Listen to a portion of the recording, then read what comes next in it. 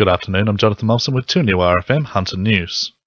The Department of Defence has announced that they will close childcare centres at 3 of their bases, including Williamtown.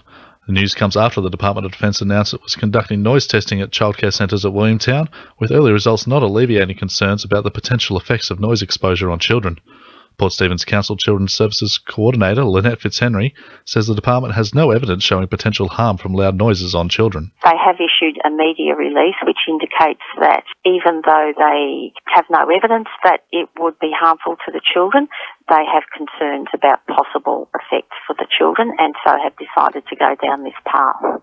More than $12 million in payouts to teachers across the Hunter and Central Coast have sparked questions of whether schools are safe places to work. Teachers lodged 495 claims related to psychological injury and were compensated over a 5-year period, which is said to point to inadequate injury management systems within the Department of Education and Communities. Greens MP John Kay says while they've benefited from the Gonski Agreement, there still aren't enough resources in public schools to make them safe for teachers. The 2015 Living Smart Festival will be held tomorrow in Spears Point Park and will look to encourage people to live more with less. 30,000 people attended last year's event with a strong turnout expected again this year. Jasmine McCabe from Lake Macquarie Council says it's not just for people who are sustainably minded. Events and guests including MasterChef winner Emma Dean will mean the festival is a fun day out for everyone. We've also got lots of free activities that are happening throughout the day, kids activities, entertainment.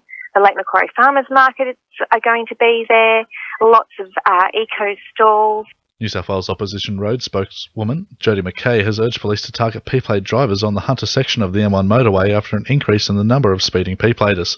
Her claims have been met with a mixed response from the public, with some readers calling for a higher speed limit on the motorway to combat the problem. Ms McKay says she supports the idea of more police on the M1, but encourages them to not always be located where they are expected. This week's cold snap had the potential to damage grape crops in the Hunter Valley wine country, but luckily the vines weren't covered by frost. Temperatures dropped to 7 below the average this week, with snow recorded on Barrington Tops. Although the cold snap didn't produce frost across the Hunter Valley, Two Rivers Wine's General Manager Brett Keeping says the region's wineries aren't in the clear yet. If you look at the historical records, we're not out of the woods for another month or so yet, so there's been plenty of frost in the past right into October. So hopefully the conditions have warmed up enough and the weather patterns have changed enough to eliminate that problem. Sport, thanks to our sponsor Warners Bay Sports Club. Newcastle Jockey Club has terminated the contract of Chief Executive Cameron Williams amid speculation of a falling out with Hunter-based owners and trainers.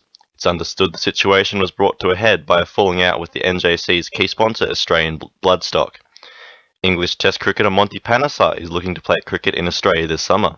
The 50-Test veteran could be headed to Cardiff Boolaroo in what would be the biggest signing in decades for Newcastle cricket. Fingal-based shooter Michael Diamond is seeking his 3rd Olympic victory as he prepares to make his way through qualifying rounds for Rio. The dual Olympic men's trap shooting champion is currently vying to win selection to his 7th Olympics next year. And in rugby league, the Macquarie Scorpions are set to battle it out with the Lakes United tomorrow afternoon in the Newcastle Rugby League Grand Final. That's sport. I'm Tyler Fardell. 2 New RFM News time is 12:10.